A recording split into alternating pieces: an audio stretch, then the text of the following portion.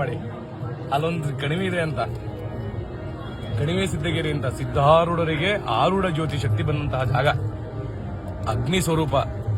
ಅವ್ರ ಹಚ್ಚಿ ದೀಪ ಇವತ್ತು ಸಿದ್ಧಾರೂಢ ಆರಿಲ್ಲ ದೀಪ ಅಲ್ಲಿ ಸಿದ್ಧಾರೂಢ ಮಠದಲ್ಲಿ, ಸಿದ್ಧಾರೂಢ ಮಠದಲ್ಲಿ ಅಂತ ಒಂದು ದೀಪ, ಅಂತ ಒಂದು ಆರೂಢ ಜ್ಯೋತಿ ಶಕ್ತಿ ಸಿಕ್ಕಂತಹ ಜಾಗ ಅದು.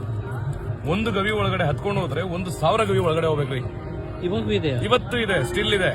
ಮತ್ತೆ 1.5 ಕಿಲೋಮೀಟರ್ ಬೆಟ್ಟ ಮೇಲಿದೆ. ಆ ಬೆಟ್ಟದ ಮೇಲೆ ದೀಪ ಹಚ್ಚೋದ್ರಿ. 5 ಕಂಬಗಳ ದೀಪ ಇದೆ, 5 ಲೈನ್ ಕಂಬ ಇದೆ. ಆ ಒಂದು ಕಂಬದ ಮೇಲೆ ದೀಪ ಹಚ್ಚಿದ್ರೆ ಕೆಳಗಡೆ ಸಿದ್ದೇಶ್ವರ ಅಂದ್ರೆ ಕಣಿವೆ ಲಿಂಗದ ಮೇಲೆ, ಮತ್ತೆ ಕಣಿವೆ ದುರ್ಗಾ ಪರಮೇಶ್ವರಿ ಇಬ್ರು ಮುಖದ ಮೇಲೂ ಬೆಳಕು ಬರುತ್ತ್ರಿ. ಅಲ್ಲೊಚ್ಚಿ ದೀಪದ ಬೆಳಕು ಇಲ್ಲಿ ಬರುತ್ತೆ ನೋಡ್ರಿ. ಇವತ್ತಿಗೂ